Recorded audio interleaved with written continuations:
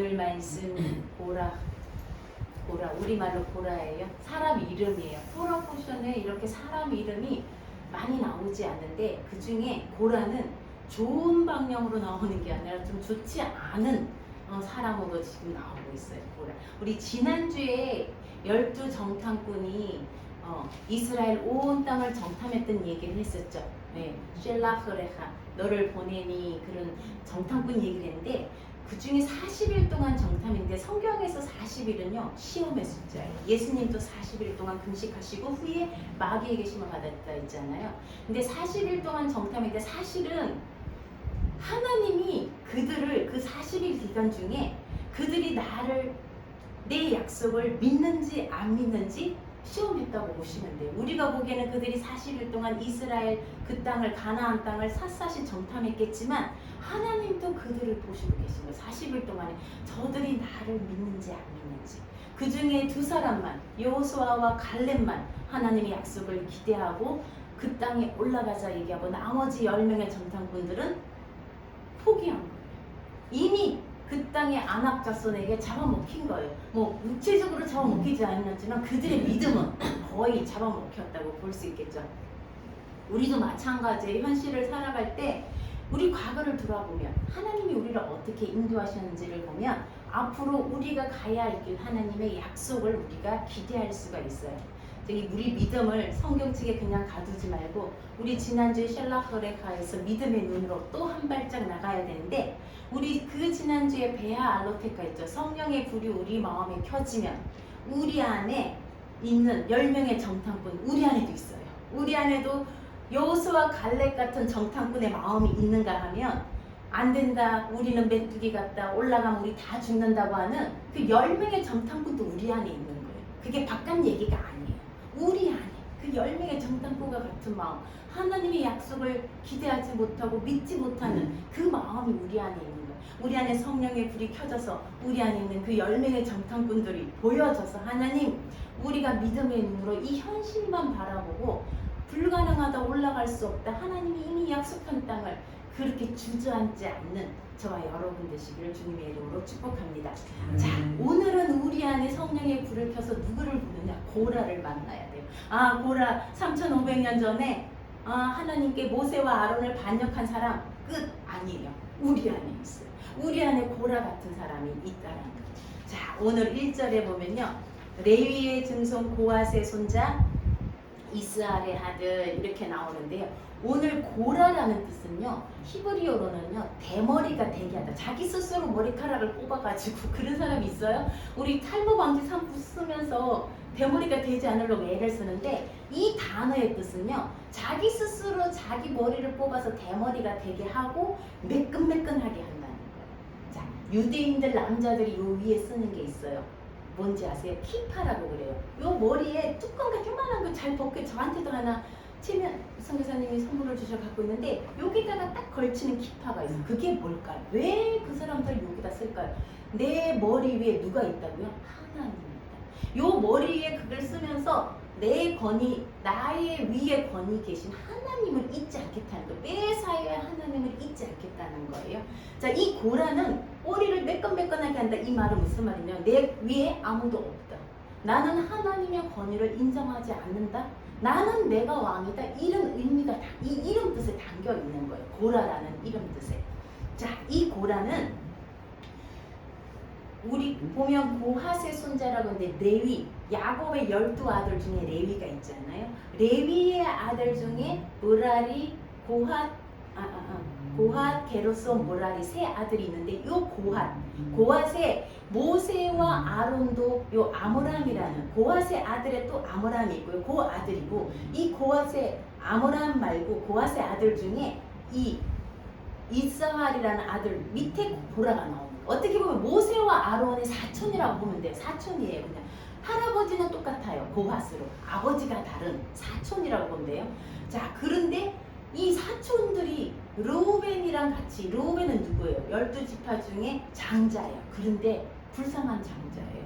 불쌍한 장자라기보다는 성경에 뭐라고 되어 있냐면 르우벤은 12아들 중에 장자이지만 역대상 5장 1절 제가 제가 찾은 거 읽어볼게요. 이스라엘의 장자 르우벤의 아들들은 이러하니라. 르우벤은 야곱의 장자라도 그의 아버지의 친상을 두려워. 야곱에게 빌하와 실바, 레아와 라헬, 레아 라헬이 그 동생 자매지간인데 그 몸종들도 그죠? 라반이 야곱의 아내를 주고 야곱이 4명의 아내가 있잖아요. 그 빌하 어떻게 보면 자기의 어떤 어머니 뻘인 거예요. 그 어머니를 그죠? 그 몸을 육체를 한 거예요. 그래서 침상에 아버지 침상에 올랐기 때문에 성경에 대대로 그렇게 기록해 놔요. 르우벤은 장자라도 그 장자권을 요셉의 아들에게 자손들에게 물러갔다. 이렇게 얘기를 하는 거예요. 자, 1절에 보면 이 고라가 르우벤 지파, 르우벤과 고라와 르우벤 지파들이 성막이 있잖아요. 성막이 이렇게 있으면 주변에 이렇게 장막을 치는데 고핫 자손이 여기 있으면 바로 옆에가 르우벤이에요. 남쪽에 성막의 남쪽에 이웃들이에요. 이웃들이니까 좋은 이웃을 줘야 되는 거예요.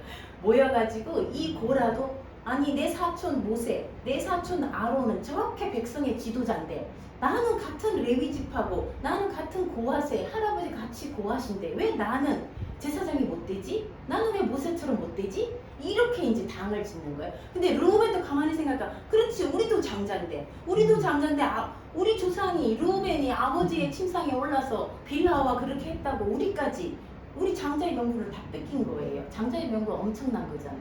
그러니까 그런 결핍을 갖고 있는 사람들이 당을 짓는 거예요. 성경에 함께 모여서 함께 일어나서 모세를 대적했더라 이렇게 그 사람들이 모세를 대적하는 거예요. 근데 하나님은 레위 지파를 12지파 중에 레위 지파를 성막을 섬기는 지파로 뽑으신 거예요. 너희는 내 것이다. 얼마나 좋은 말이에요. 레위 지파는 내 거다.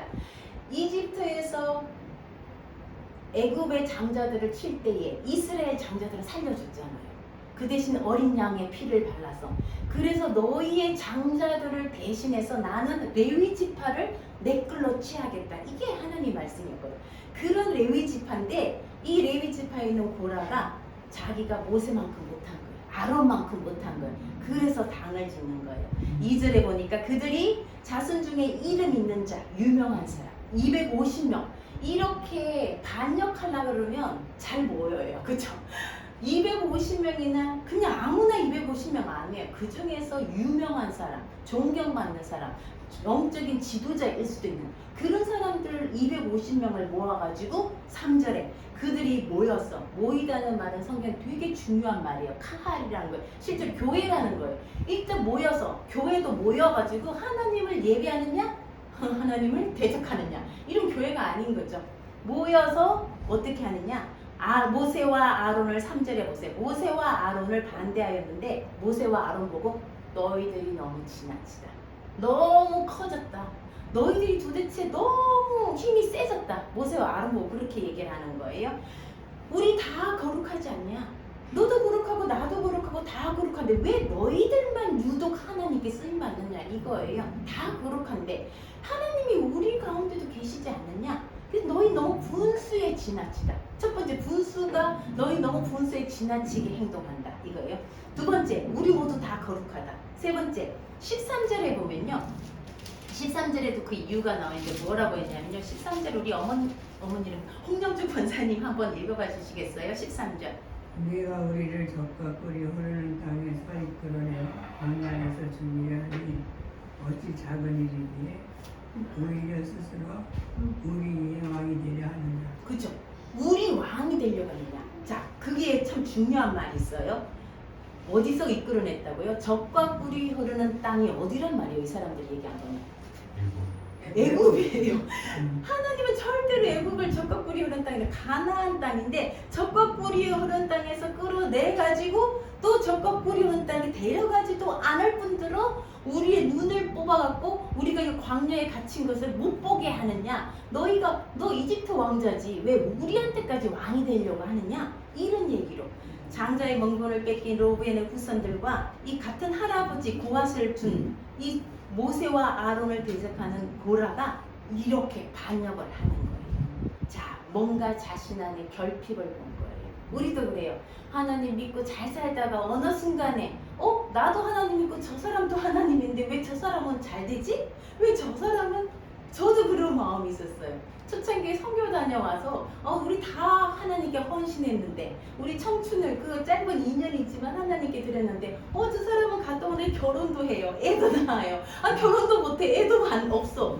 그럴 때 뭐지 이거? 하나님께 똑같이 헌신했는데 이런 내 안에 결핍을 보는 거예요. 내 안에 뭔가 비교를 하고는 결핍을 볼 때 이렇게 저 사람 때문에 원망이 생겨요. 저 사람에게 괜히 원망이 생기고 그게 누구에게 가죠? 하나님께 가죠. 성경에 보니까 모세와 아론을 향해서 대적했는데 결국 하나님은 너희가 나를 대적한다. 우리가 하나님이 세우신 권위를 대적하는 것도 하나님을 대적하는 거예요. 은혜가 메마를 때 아까 고라 머리를 대머리 되게 하다 매끄럽게 하다 그랬잖아요. 뜻이 또 뜻이 있어요. 차가움, 이성, 얼음, 수정, 굉장히 차가움. 이 고라는요, 우리가 은혜가 메말랄 때 고라처럼 된다는 거예요. 뜨거울 때 이렇게 여름에 뜨거운 여름에 늘 고라 토라 포션을 하게 되거든요. 이렇게 바깥 날씨는 뜨거워도 내 안에 결핍만 보고 나는 왜 안 되지? 저 사람 똑같이 예수 믿는데 저 사람 왜 잘 나가지? 내 안에 결핍만 자꾸 보면요, 이렇게 메말라져요. 아무리 바깥 날씨는 뜨거워도 우리 안은 점점 메말라지고 차가워지고 수정처럼 차가워질 때 고라가 되는 거예요. 과거에 하나님이 나에게 어떻게 행하셨는지, 그죠? 이 사람들이 이집트에서 어떻게 살아났어요? 그걸 잊어버리는 거예요. 홍해를 어떻게 건넜어요? 하나님이 모세를 통해서 홍해를 갈라서 그렇게 한 게 다 잊어버린 거예요. 우리도 마찬가지예요. 우리를 어떻게 구원하셨어요? 우리 미신 가운데서, 어둠 가운데서 지금 만약에 하나님을 안 믿었으면 뭐 하고 있을까요? 또 점집에 찾아가고 늘 불안하고 늘 이상한 거 섬기고 그랬던 사람들인데 과거를 잊어버린 거예요. 4절에 보세요. 예수의 표상이 모세가 듣고 엎드렸다가, 모세는요 예수와 예수님의 표상이에요. 그 마음의 온유함이 온 지면에 이 모세만큼 온유함이 있는 사람이 없다고 그랬잖아요. 우리가 이렇게 만약에 내가 모세라고 생각해 보세요. 우리가 모세라고 생각해서 사람들이 일어나서 너 뭐 잘났냐, 너가 왜 우리 위에 있느냐 이렇게 하면 우리 어떻게 하겠어요?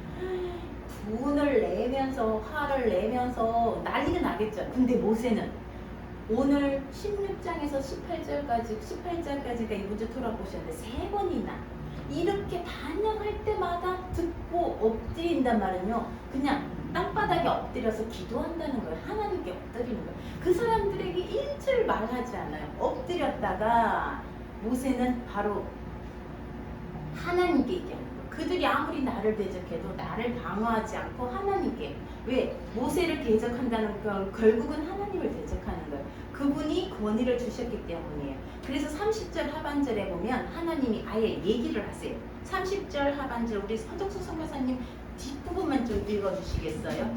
소울로 빠지게 하시면 다음에 이 사람들이 과연 여호와를 멸시한 것인 줄 너희가 아니라.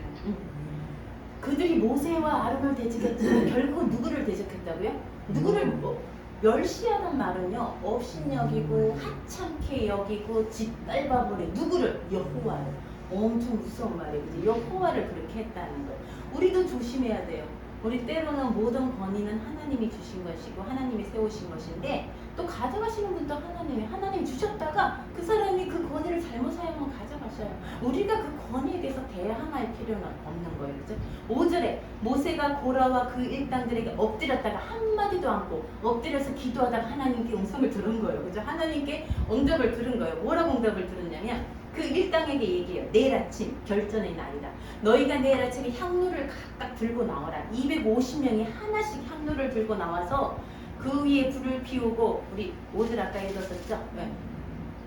그러면 하나님 보여줄 거다. 누가 거룩하고 누가 하나님께 속한 자인지, 누가 하나님이 택한 사람인지 엄청난 거죠. 보여줄 거다. 근데 사실은 성막에서 향로를 피울 수 있는 사람은 누구일까요? 레위인들이 피울 수 있을까요? 없어요. 모세와 아론의 후손들이 제사장이 되는데 성막에서 향로를 피울 수 있는 건 제사장만이에요. 레위인도 안 돼요. 모든 레위인은 제사장이 될 수 없어요. 근데 아론은 레위인이지만 아론의 후손만 제사장이 되는 거예요. 근데 그 사람들에게 향로를 피우라는 거예요. 이렇게 하라. 고라와 내 모든 무리는 향로를 가져다가 내일 아침에 나오라는 거예요. 하나님께 나오라는 거예요. 레위 자손들아, 너희가 너무 분수에 지나치다. 레위인들이 반역하는 고라당이 모세와 아론 보고 뭐라고, 너희가 분수에 지나치다니까 모세가 반대로 너희가 분수에 지나치다. 왜 분수에 지나치냐 들어보라는 거예요. 8절 9절. 자, 9절에도 뭐라고 그랬냐면, 이스라엘 하나님이 너희를 12지파 중에 레위 지파를 뽑아서 아무나 성막에서 섬길 수가 없어요. 물론 우리 지난주에 성막에 이동할 때 고앗 자손들은 성막의 기구들을 어깨에 메고 가야 돼요. 얼마나 힘들겠어요. 게르손들은 그 포장, 그 내격된 그 포장, 수달 가죽, 그걸 싣고 수레에도 싣고 메고 가야 돼요. 얼마나 힘들겠어요. 그렇지만 그 일은요, 레위인들만 하나님 주신 특별한 사명이에요. 그런데 너희가 그거를 하찮게 아무렇지도 않게 생각하느냐? 그게 작은 일인 줄 아냐? 우리도 생각하세요. 난 집에 교회에 가서 주방에서 설거지만 하는데, 나는 뭐 하찮아갖고 앞에서 찬양 인도도 못하고, 뭐 성가대에서 뭐 못하고 저 구석에서 뭐만 하는데, 하찮은 일 아니에요. 하나님 보시기에요, 하찮은 일이 아니에요. 우리에게 맡겨진 직무가 다를 뿐이지 크고 낮은 제사장이 높다 이건 아니에요. 그에게 제사장을 맡겨주신 거면 그만한 책임을 주신 거예요. 아론에게는요, 이 회막의 모든 책임을 다 맡기신 거예요. 그만큼 책임이 큰 거예요. 자, 하나님이 너와 내 모든 레위 자손으로 너와 가까이 오게 한 게 작은 일이냐? 너희 왜 제사장이 되고자 하느냐? 이게 이제 모세가 겨우 한 말이 이 말이에요. 아론이 어떤 사람에게 너희가 아론을 대적하고 불평하느냐? 모세와 아론을 대적하는 건요, 여호와를 대적한다고 말하고 있어요. 13절에 우리 읽자는데, 모세가 다단과 아비람을 불러 보냈어요. 그런데 뭐라 그랬어요? 우리는 안 올라간다. 아까 우리 홍영주 권사님 읽은 것처럼 우리를 적과 꿀이 흐르는 애굽에서, 이 말이에요. 애굽에서 이끌어내놓고 우리에게 다시 가나안으로 데려가지도 않고, 왜 안 데려갔어요? 모세가 안 데려간 거 아니에요. 12정탐꾼을 보냈는데 10명이 불평하니까 사람들이, 백성들이 밤새도록 울고 못 간다고 울고불고 난리가 난 거예요. 불평하고 불만하고. 그래서 하나님이 이들을 다시 광야로 들어가서 38년을, 그죠? 40일 정탐한 날을 1년을 하루로 쳐서 40년, 총 40년을 광야에서 헤매게 한 거지, 모세와 아론이 데려가지 않은 게 아니에요. 그런데 너희가 우리 안 데려가고, 우리가 밭도 안 주고, 우리에게 포도원도 안 주고, 이제는 우리 눈마저 뽑아갖고 우리가 이 광야에 있는 거 못 보는 줄 아느냐? 이렇게 말을 한 거예요. 15절에 또 모세가 화가 나요. 15절을 한번 볼까요? 15절. 모세가 또 화나요. 자, 15절. 모세가 심히 노하여. 얼마나 화가 났으면 심히 노하여 여호와께 여쭤요. 우리는 화나면 누구에게 화내요? 사람에게 화내요. 근데 모세는요, 이때 또 하나님께 물어요. 하나님께 말하는데, 하나님, 나 저들에게 나귀 한 마리 안 뺐었어요. 저들이 하나님께 예물을 드리거든, 제사를 드리거든 받지 마세요. 향하지 마세요. 이렇게 얘기하는 거. 그리고 내일 향로를 들고 나오라고 이렇게 말해요. 내일 아침에 향로를 들고 나와라. 모세가 기도해요. 그리고는요, 이 사람들이 일반 보통 사람들이 죽는 것처럼 병에 걸려서 죽는다? 이러면 이렇게 하지 않고, 저 사람들이 정말 땅이 입을, 지금도 그런 일이 큰일 나죠. 싱크홀 같은 거예요. 땅이 입을 열어서 사람들을 확 잡아먹고 입을 딱 닫아서 죽게 되면 이거는 하나님께로부터 온 일이라는 거예요. 알게 해달라는 거예요. 야, 하나님은 모세하고 정말 대단한 분. 모세의 기도를 듣고, 모세가 무슨 말 하면 그래 내가 회개한다, 내가 돌아선다, 그렇게 하시고, 요번에 또 모세가 그렇게 기도하니까 이 말이 마치자마자 땅이 입을 열었다. 이거 진짜 빅뉴스예요. 지금도 그런 싱크홀 요만큼만 나도 뉴스 난리 나는데, 땅이 입을 열어서 생각해보세요. 어땠을까요? 그 고라와 다단과 아비람이 있는 가족들과 재산들을 샥 다 땅속으로 꺼지게 만들어요. 그리고 다시 입을 닫아요. 사람들이 난리가 나는 거예요. 우리가 여기 있다 우리도 죽겠다. 그리고 다 도망가는 거예요. 그때에 그 향로를 들어간 250명 지도자들, 유명한 사람들, 존경받던 사람들을 하나님께로부터 불이 나와서 다 삼켜버려요. 그리고는 나중에 전염병, 우리가 읽지 않았지만 전염병을 내려가지고 14,700명이 또 죽어요. 17장에 보면요. 그래서 결국 17장 10절에 17장 10절에 보면 하나님이요 아론을 내가 택한 사람이란 걸 하나님이 증명해줘요. 지팡이 12지파가 지팡이를 갖다 놓는데 그 지팡이 중에 누구 지팡이만? 레위 지파의 아론의 이름을 쓴 지팡이만. 생각해보세요. 우리 그 지팡이 얼마나 오래되고 말라 빠진 그 지팡이에 싹이 나고 꽃이 피고 아몬드, 우리는 살구라고 되어 있는데 아몬드 열매가 맺힌 거예요. 하나님이 모세 아론의 권위를 인정하신 거예요. 왜? 하나님이 부르신 사람이거든요. 그 일이 그 하나님이 정명해 해주신 거예요. 자, 그리고는 이제 말씀은 우리가 17장, 18장을 읽지는 못하는데요. 제가 정리를 할게요. 하나님이 이 일을 어떻게 정리해 주셨는지. 레위인과 제사장의 일을 정리해 주시는데요. 18장 4절에 하나님이 이렇게 반역한 고라 레위인들을요. 고라 레위인들이 다 반역한 건 아니지만 고라당이 반역했지만 4절 한번 볼까요? 18장 4절만 같이 우리 성경에 있으신 분 같이 볼까요? 시작. 레위인은 너와 합동하여 장막의 모든 일과 회막의 직무를 다할 것이요 다른 사람은 너희에게 가까이 하지 못할 것이다. 자, 그럼에도 불구하고 레위 자손 고라가 이렇게 모세와 아론을 반역하고 일어났음에도 불구하고 하나님은 레위인들과 아론과 연합해서 합동이란 말은 이게요. 레위라는 말 자체가 연합하다, 결합하다, 달라붙다는 뜻이에요. 이 레위인들이 아론의 자손과 함께 연합해가지고 누구를 섬기게? 여호와를 섬기는 그 일을 다시 또 주시는 거예요. 계속 하나님은 한 번 주신 거 반역했다고 다 없애버리지 않고 다시 회복해 주시고 내가 다시 너희 연합해서 성막을 섬기라고 얘기하시는 거예요. 그런데 구분은 해주시는 거예요. 7절에 볼까요?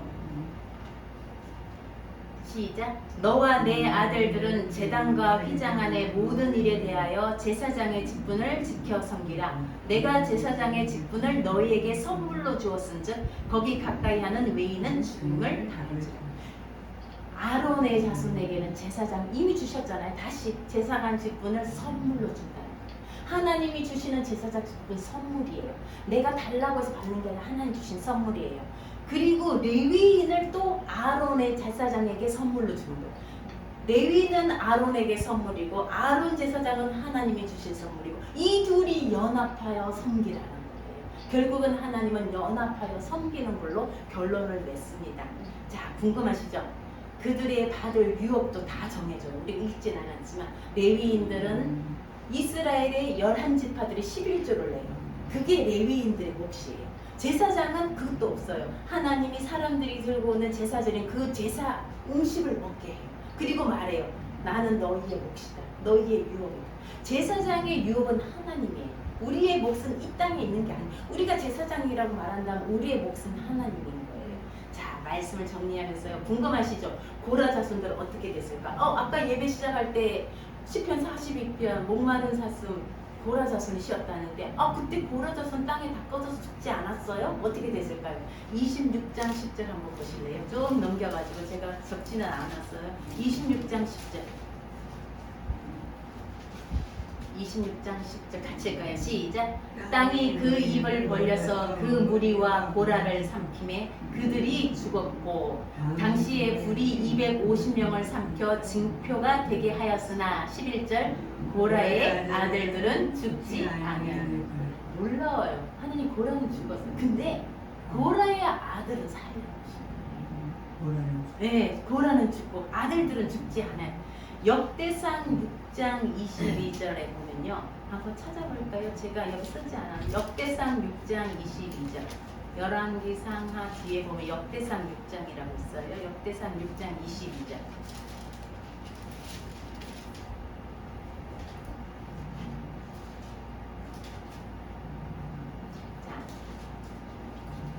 여기는 그핫이라고 번역되어 고핫이에요. 같은 말이에요. 시작. 그아덱에서 난 자는 곧 아들은 암미나답이요 그의 아들은 고라요 그의 아들은 아실이요. 자, 26절 쭉 이제 고라의 그 고핫의 자손들 쭉 나오는 거예요. 고라 자손 26절 시작. 엘가나로 말하면 그의 자손은 이러하니 그의 아들은 소베요 그의 아들은 나하시요. 쭉 내려가죠. 그 다음에 그 다음에 27절 말고 28절. 사무엘의 아들들은 맏아들 요엘이요 다음은 아비아다. 어디까지 내려와? 사무엘까지 내려와요. 고라의 자손 중에 사무엘까지 내려와요. 사무엘이 우리가 아는 사무엘 알죠? 한나가 아기를 못 가져서 막 기도했다 낳은 그 사무엘. 하나님이 들으신다는 뜻이거든요. 쉐마엘. 하나님이 들으신다. 하나님이 들으신다. 그 사무엘이 고라의 자손이에요. 여러분 생각해 보셨어요? 고라의 자손이에요. 결국 사무엘은 누구예요? 제사장이에요. 고라가 그토록 갈망했던, 우리가 보기에 고라 나쁜 사람이라고 생각할 때 제사장직을 구한 거예요. 그랬는데 결국 하나님이 사무엘 때에 제사장이 되게 하신 거예요. 너무 놀랍지 않아요? 근데 결국 그토록 되고 싶었던 제사장이 그의 후손 사무엘이 돼요. 고라의 자손들은요, 다윗의 성전 시대 때 이 회막 말고 이제 다윗이 성전, 솔로몬이 성전을 짓잖아. 다윗이 그 자재를 모아놨던 그때의 성전 시대에 성전에서 문지기 찬송을 담당해요. 여러분 헤만이란 이름 들어보셨을 거예요. 다 고라 자손이에요. 헤만도 찬양 인도자. 그러니까 지금 말하면 찬양 인도자예요. 헤만이 고라의 사무엘의 손자거든요. 사무엘의 손자니까 고라 자손인 거죠. 고라 자손의 시편이 시편 42, 43, 44, 45, 46, 47, 48, 49 8편 고라 자손의 시예요. 그 다음에 84편, 85편, 87편, 88편 우리가 너무 잘 아는 목마른 사슴. 여러분 저는 어느 아침 생각해봤어요. 하나님, 우리가 고라처럼 차가운 마음, 이성, 차가운 것으로 이렇게 은혜가 식어버린 차가운 그 고라 같은 그런 사람이 아니어야 된다면 하나님 어떤 사람일까요? 생각해봤더니 이 자손들이 쓴 시를 보니까는 너무 하나님을 갈망하는 시예요. 어떻게 이 목마른 사슴 시냇물을 찾듯이 내 영혼이 주님을 갈망합니다. 이게 고라 자손의 시예요. 하나님만이 나의 피난처요. 하나님이 계신 그 성산이 너무 아름답다. 이런 시를 쓴 거예요. 우리가 이걸 보면서 정말 우리가 고라처럼 그 메마르고 차가운 게 아니라 하나님을 어떻게 갈망하는 그 자손들의 시를 보면 아 이거구나. 하나님을 갈망하는 게, 은혜를 갈망하는 게 이런 거구나. 이 시를 보면서 제가 느꼈어요. 자, 마지막으로 베드로전서 2장 9절 우리 찾아봐야 되겠어요. 베드로전서 히브리 야고보 베드로 신약 베드로전서 2장 9절 제가 갖고 있는 성경 377쪽이에요. 신약 377쪽 베드로전서 2장 9절 우리 너무 잘 아는 말씀이에요. 베드로가 누구예요? 그죠? 예수님의 제자 베드로가 우리에게 쓰신 2장 9절 시작. 그러나 너희는 택하신 족속이요 왕같은 제사장들이요 거룩한 나라요 그의 소유가 된 백성이니 이는 너희를 어두운 데서 불러내어 그의 기이한 빛에 들어가게 하시니에 아름다운 덕을 선포하게 하려 하십니다. 우리가 제사장이래요. 생각해보세요. 그 고라가 그토록 제사장이 되고 싶어 했는데 베드로는요 우리 보고 제사장이래요. 우리는 이 제사장은요 하나님이 아론에게 선물로 주신 거예요. 우리가 그 사람이라는 거예요. 우리가 제사장이라는 거예요. 엄청난 일이에요. 하나님 우리를 제사장이라 한 이 놀라운 은혜, 우리에게 주신 은혜가 너무 많아요. 우리를 믿게 하셨죠? 자녀 샤머신 것만도 감사하죠. 구원해 주신 것도 감사하죠. 근데 우리를 제사장이라고 부르시는 거예요. 이 세대는 고라처럼 차가운 가슴, 냉정해야 돼. 그죠? 얼마나 차가운지 몰라요. 이 세대가. 얼음처럼 냉정하고 스마트해요. 그런데 그 내면은요 연약하기 거지없어요. 어리석고 우둔하고 불안한 세대예요. 자신의 결핍만 보고 늘 저 유럽의 LA의 헐리우드에 사는 배우들의 그 집들 늘 사모하면서 나는 왜 이렇게 그 상대적인 빈곤감을 느끼면서 자신의 결핍만 보면서 부족하다고 느끼는 세대예요. 이런 세대를 사는 우리가 성령의 불이 우리 안에 켜질 때 우리 안에 이런 고라를 보게 하시고 우리에게 주신 은혜 잊지 않고 낙심하지 않고 제사장으로 세우신 그 직무가 얼마나 큰지 이 사명 바라보고 사는 저희들이 되기를 주님의 이름으로 축복합니다. 아멘. 우리 각자에게 주신 제사장으로서의 직무가 다릅니다. 오늘은 우리 허정숙 선교사님 저희가 92년도에 3년도에 만났나요? 그러면 뭐 2년에 만났죠. 거의 몇 년째 이제 20년 지기예요? 네. 20년, 30년. 30년. 네. 인생의 절반을 제가 알고 지낸 분이에요. 절반보다 더 많이. 예, 화정숙 선생님 사람들이 많이 헷갈려해요. 자매 아니냐고. 자매죠, 뭐 하나님 안에서 자매예요. 새로 얻은 자매죠. 네, 오늘 OM 선교사님으로 계시고 저랑 같이 OM 사회기에 조인하셨는데 지금까지 장기 선교사님으로 계시는데 지금 한국에서 OM 선교의 선교사님들이 멤버 케어를 하고 있어요. 선교사님들도 케어가 필요해요. 목사들도 케어가 필요한데 선교사님들 멤버 케어를 하고 계시는데 지난 2주 동안에 네팔에서 열린 서남아시아 맞나요? 네, 선교사 수련회를 다녀오시고 또 네팔에는 한국 선교사님들을 가정가정 방문하셔갖고 그들의 이야기를 들어주고 이야기 듣는 게 얼마나 힘들어요. 이제 그리고 영적으로 또 위로하고 따끈따끈하게 오셨는데 지금 잠을 비행기에서 거의 2시간 또 제대로 추워서 많이 못 주무셨는데 제가 오늘 좀 은혜를 나눠주시라고 이렇게 자리를 부탁을 드렸어요. 여러분 이 시간 제 설교는 여기서 마치고 오늘 허정수 선교사님이 나오셔가지고 또 이 수련에 참석하면서 하나님이 주신 은혜 또 저희에게 나눠주실 줄 믿습니다. 우리 박수를 한번 환영해 볼게요. 하나씩 드리는 거예요. 혹시 녹음해도 괜찮나요? 괜찮아요. 네. 여러분 반갑습니다. 네, 정말 제가 말은 많이 들었는데 오늘 우리 허경수 목사가 섬기는 이 마임한 교회에서 또 함께 예배할 수 있고 또 여러분들 얼굴 볼 수 있어서 너무 감사하고요. 이런 시간 주신 주님께 감사드립니다. 한번 말씀을 한 부분 듣고 싶은데요. 요한계시록 7장 9절에서 12절까지 요한계시록 7장 9절에서 12절까지 저랑 교독을 할까요? 요한계시록 7장 9절에서 12절까지 제가 먼저 읽을게요.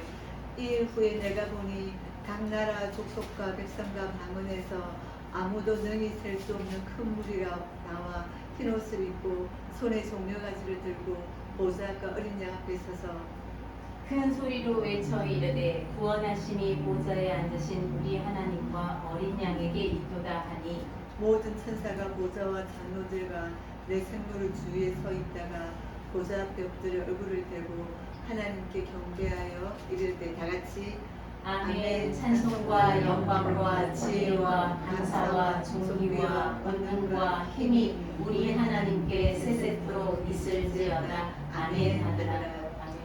제가 이번에 수련회 가서 이 말씀이 굉장히 제 머릿속에 떠올랐어요. 여러분 이 말씀 여러분 잘 알지만 사도 요한이 밤모습에 갇혀 있을 때 환상 중에 주님이 나타나시고 앞으로 마지막 때 일어날 일을 보여주셨는데 그 중에 7장 9절에 보니까 그 앞에는 많은 유대인 지파들이 주님 앞에 나온 숫자를 이야기하고 그 다음에 딱 보니까 1 후에 내가 보니 각 나라와 족속과 백성과 방언에서 아무도 능히 셀 수 없는 큰 무리가 나와서 흰옷을 입고 주님을 찬양하는 모습이에요. 여러분 그 속에 여러분과 저도 들어가 있을 것입니다. 예, 근데 이미 주님께서 각 나라와 족속과 백성과 백성 무슨 족속이 주님을 노래할 거라고 이미 약속하신 거예요. 그래서 지금 땅끝까지 많은 주님께 부름받은 종들이 나와서 복음을 전하고 있는데 이 약속을 붙잡고 사역하고 있거든요. 그래서 저희 단체도 지금 한 3,000명이 되는 장단기 사역자들이 정말 많은 나라 속에서 복음을 전하고 있는데 특별히 이번에 어떤 수련을 했냐면 서남중앙아시아는 터키부터 여러분 탄 나라 많이 있죠. 뭐 우즈베키스탄, 카자흐스탄 그쪽 지역, 그 다음에 서남아시아, 파키스탄, 인도, 방글라데시 이런 데서 사역하는 사역자가 다 모였어요. 원래 다 모이면 한 450명 되는데 이번에는 한 300명 정도 모였는데 거기 그들이 모여서 이제 사역하다 보면 힘이 약해지기도 하고 또 어떤 일이 진행되는지 함께 모여서 우리 이런 일을 하고 있다고 알고 같이 기도하면서 힘을 주기 위해서 수련을 모였거든요. 보통은 터키에서 하는데 터키에서 하니까 인도, 파키스탄, 방글라데시 이런 곳의 사역자들이 비자를 못 얻는 거예요. 그래서 이번에 네팔에서 하게 된 거예요. 그래서 제가 이번에 네팔로 갔었거든요. 그래서 그 수련의 모습이에요. 첫날 이 그림, 이 사진은 이렇게 이 방글라데시에서 왔어요. 그 다음에 인도, 그 다음에 여러 나라에서 온 분들이 앞에 나와 딱 첫날에 딱 앞에 나와서 각 나라 자기 나라 의상을 입고 앞에 딱 서 있는데 제가 이 장면을 보면서 제가 이 요한계시록 7장 9절 말씀을 생각난 거예요. 아, 마지막 날에 주님이 오시는 그날을 보면 각 나라 민족 백성이 나와서 주님 이렇게 예배하겠구나. 이날 이들이 앞에 나와서 딱 서 있는데 저 정말 감격스러웠어요. 각 족속들이 주님 앞에 나와서 주님 예배하고 찬양하는 그날 그 모습이 다 연상이 되어가지고 감동이 되었었거든요. 그 모습입니다. 근데 이 나라 분들은 원래는 다 선교사들을 받았던 나라예요. 근데 지금은 본인들이 선교사를 파송하고 있고 그들이 선교사로 사역을 하고 있는 거예요. 제가 그 모습을 보고 너무 감사했어요. 여러분 우리나라도 그 도움을 받았던 나라가 지금은 도움을 주는 나라가 된 것처럼 이 나라 사역자들도 선교 사역자들 받기만 했는데 이제는 그들이 성장해서 사역자로 살아가고 있고 또 사역자를 파송하고 있는 거예요. 그래서 그것이 또 너무 감동이 되었어요. 그래서 그렇게 이들 성장했던 모습이라는 거. 예. 그래서 이들이 이렇게 성장한 걸 보고 아 주님이 참 기뻐하시겠다. 우리도 여러분 아이 갓난아이가 늘 젖만 먹으면 그 키운 부모님 마음이 아플 텐데 그 아이가 자라서 걷고 뛰고 또 그 아이가 부모님과 같이 일을 하고 이렇게 성장할 때 기쁘잖아요. 그런 것처럼 아 주님만 저런 것이겠다. 이런 사역자들이 도움만 받다가 그들이 장성해서 이렇게 사역자로 그리고 또 다른 자기 나라 사람들을 훈련하는 그런 일꾼으로 성장한 모습을 보고 제가 참 감격이 되었어요. 제가 이번에 그 모습이 제일 이렇게 방글라데시, 파키스탄, 인도 이런 데서 온 카자흐스탄 이런 데서 온 사역자의 모습을 보고 제가 굉장히 기뻤거든요. 첫 장면입니다. 그 다음 사진 보여주세요. 거기 어디 누를까요?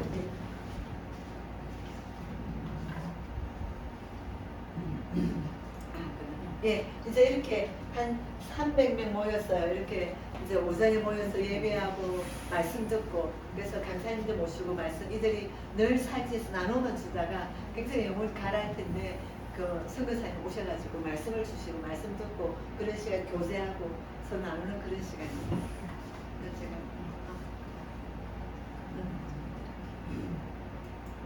예, 이거는 그 수련에 온 한국 사역자들 모습이에요. 저고 그 다음에 사실은 이번에 한국 사람들이 많이 안 왔어요. 왜 많이 못 왔냐면 그동안 우리 OM은 코로나 시절에 한국에 못 들어오고 있어요. 모두 다른 친구 단체들은 많이 한국에 왔거든요. 사회를 못하니까. 근데 저희 OM 단체들은 가능한 프리드 있으라. 왜냐면 여기 한번 나오면 다시 못 들어갈지도 모른다. 그래갖고 이들 한국 사람들이 다 지난 2, 3년을 꼼짝 선교져 있었던 거예요. 이제 문이 열리니까 이제 한국에 많이 들어오게 돼요. 이번 여름에. 그 다음에 또 자녀들 대학 때문에 진학 때문에 한국에 와야 되고 하니까 그들 한국에 오니까 이 수련을 부른 거예요. 그래서 이 수련을 왔던 사역자는 지금 한 분, 두 분, 세 분, 네 분, 그 다음에 한 분 더 있는데 다섯 분, 그러니까 다섯 분의 한 분이 참석했었어요. 이분이 이 지역 전체 리더 부인이세요. 남편 되시는 분이 독일 분이시고 저랑 이전에 아프가니스탄에서 같이 사역했어요. 그래서 이번에 참석한 한국 분들의 모습이에요. 그러니까 우선 넘겨주세요. 이 팀은 이제 이 300명이 오니까 이 선교사들이 선교사에서 사역하다가 힘든 게 너무 많은 거예요. 그래서 상담팀들이 그들을 상담했거든요. 그래서 이분이 상담팀의 리더예요. 그래서 멤버 케어하는 피플 케어하는 팀 리더인데 그래서 이분 그 다음에 파키스탄 저 또 몇 명 더 있어요. 그래서 저희들이 한 팀이 되어서 사역자들이 원할 때 상담하고 그랬어요.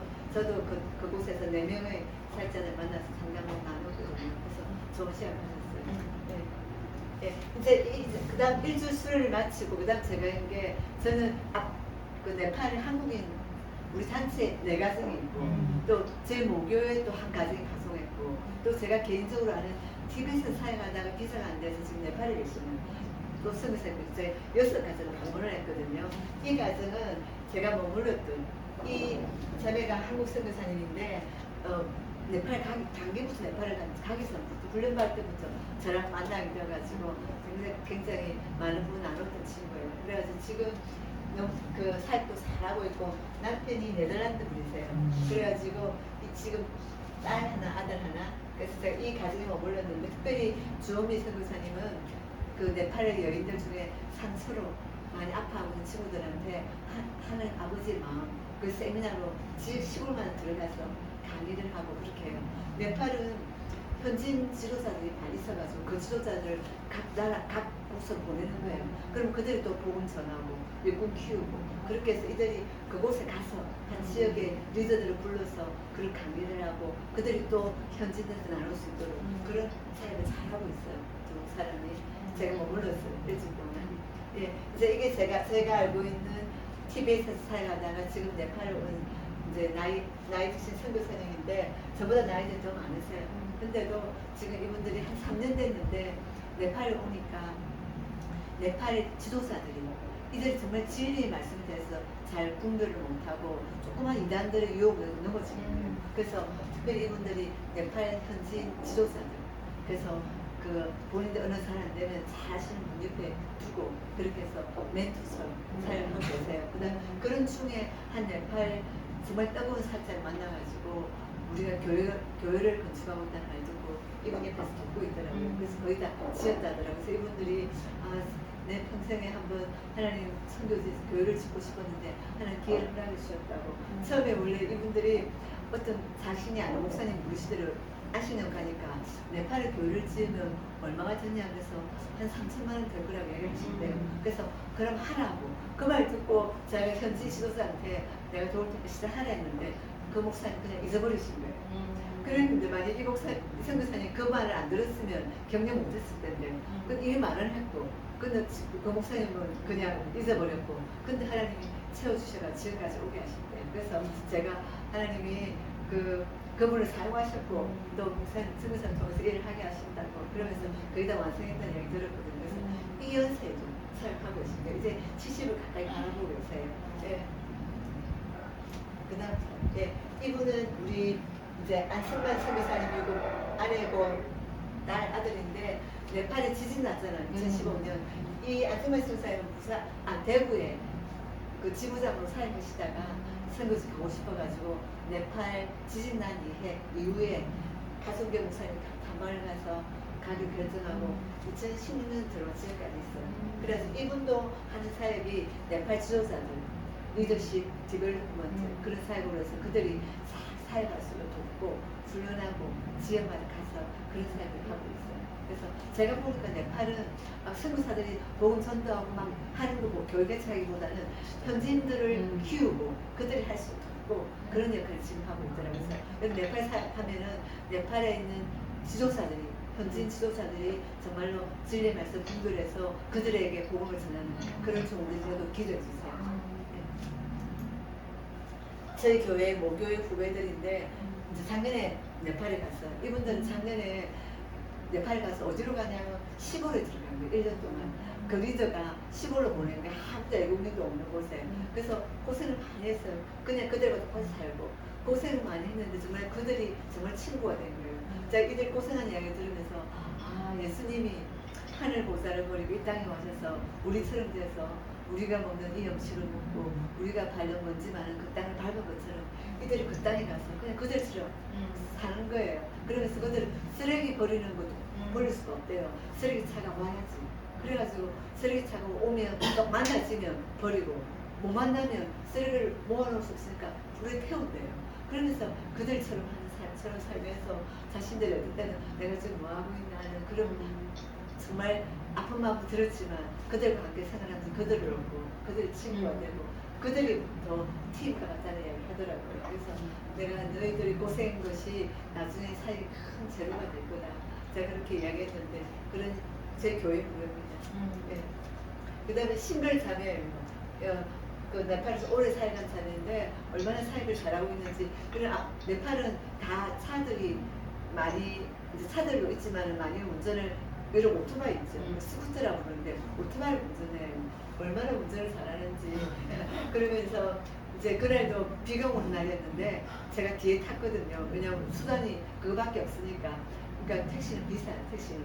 그래가지고 그 빗속을 그 우비를 하고 제가 뒤에 타고 다니면서 사람들이 막 그렇게 가는 걸 보고 이들이 얼마나 치밀하게 살아오는지 제가 느끼시더라고요. 그들의 삶 가운데. 그러면서 이 자매는 주로 특별히 하는 역할이 네팔은 짧은 기간 1개월, 3개월, 6개월 많이 와요. 그래서 그들이 오면 그들 트레이닝 시켜서 지역으로 보내고 그런 자들이 또 다시 장교로 오거든요. 그래서 그런 역할을 하고 그 다음에 지역에서 사역하는 사역자들이 이런 여러 가지 이야기들을 이렇게 받아가지고 소식지 만들어서 기도하는 분들 보내고 하는 그런 일을 해요. 잘하고 있어요.